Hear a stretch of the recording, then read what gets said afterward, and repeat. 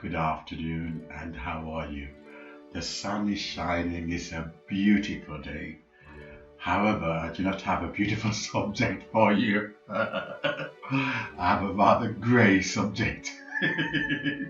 And the grey subject is this. 1 in 50, 1 in 50 inmates, this is males, self-identify themselves, so they're not going through any medical or scientific evaluation, but they are self-identifying themselves as transgendered. In other words, they've transformed into being a female. They're no longer a male. Whether the private parts are still intact, it makes no difference.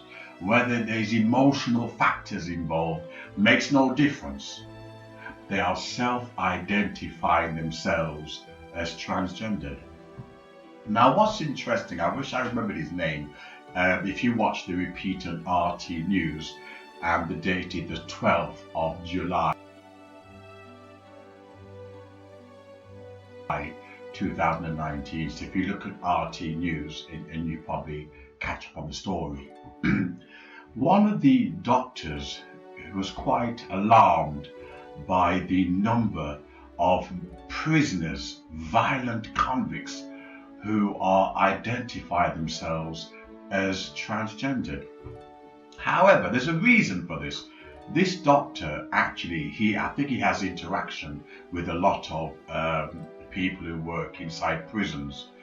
If you are transgendered, you get to use the showers by yourself, you get perks.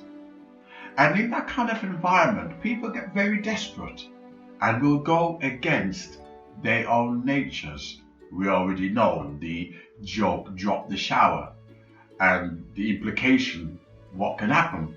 So people go against their own nature in strange environments. In this case, there are perks involved, and the perks are many. But one of the biggest perks that you get if you identify yourself as transgendered is that you get moved to a female prison.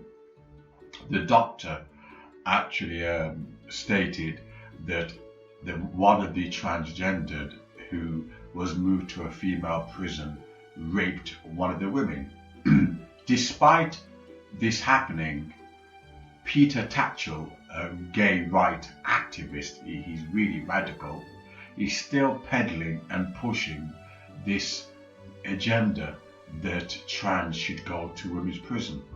Right? However, when he lost the argument to the doctor, because he said, look, what you are doing, you're putting the women's movement back into the 1940s. You're giving women a second-rate place to the transgender.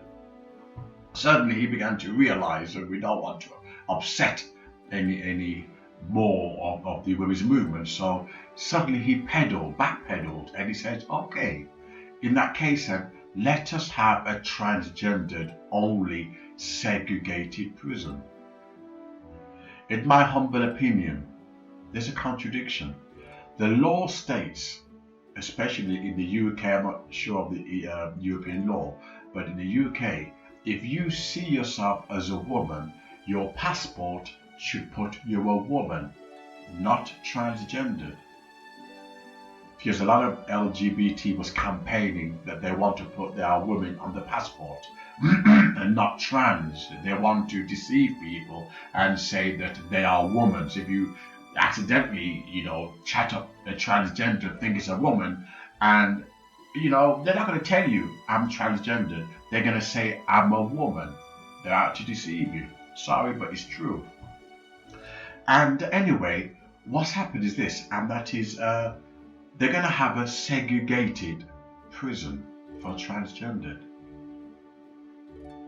That means that the mere fact you're doing that, you're not calling these people women. You're calling them still trans. Trans doesn't mean women. Trans just means trans. Transferred from what? You're still what you are. Hence why they're going to have a segregated prison for transgender people.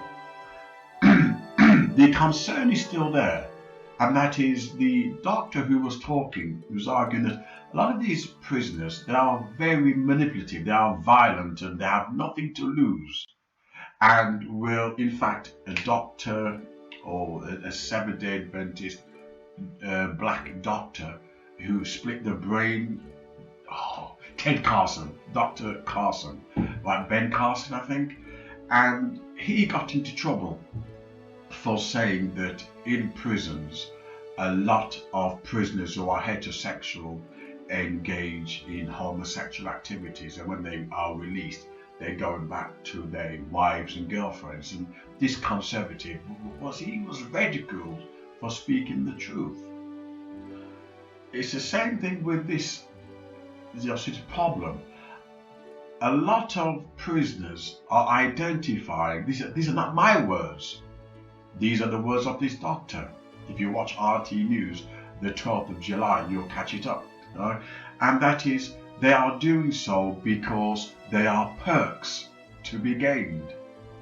You're in an all-male environment and you want to create deception just to be able to go to a woman's prison for for whatever reason. It's going to happen. But of course, Peter Tatchell wouldn't have it.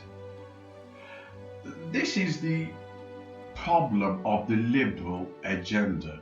It's now coming back to haunt them, and it's going to get worse.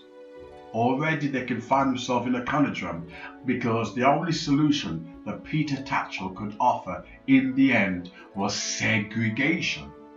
So they can't go with the males, even though they're biologically males, and they can't go with the females because the women were being abused and raped by these transgendered. So they have to be segregated. The liberal agenda is failing, and it will get worse. Sadly, many Christians are buying into this liberal philosophy. Many Christians, apologetic Christians, are buying into this New World Order madness. And the same sickness that we are dealing with, the church will have to embrace, and already have. The Church of England is now stating that there's nothing wrong with schoolboys wearing skirts. Going against biblical values, where we are told that men should not wear women's garments. However, the Church of England is stating, no, forget the Bible. We don't want to know about the Bible. Let's please Rome. Let's please the government. Give them what they want. Never mind listening to the Holy Spirit. Never mind listening to biblical guidance. Let's listen to Rome and see what Rome wants from us. If they say put your sons into skirts, let's do so. And this is what's happening. The church is brought into this madness, and they too will have to deal with this conundrum when it really comes to their door. I'll be dealing with many issues on this subject in later videos, but I thought I'd share this one because I find it not hilarious, but sooner or later it was going to happen. Sooner or later, the liberal agenda cannot work. Trying to create a heaven on earth full of love, peace and tolerance. In the end, when you begin to explore it deep, you begin to realize there's something sinister. It has nothing to do with talking or preaching about the love of God. It's something else. There's more hate in the world as a result of the liberal, progressive agenda. There's more hate. I hope you enjoyed this video, and please don't forget to subscribe. Thank you.